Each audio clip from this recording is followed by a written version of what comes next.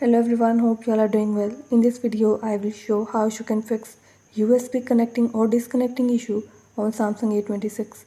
Before starting this video, please press the bell icon or do subscribe this channel. Let's start our video without wasting any time.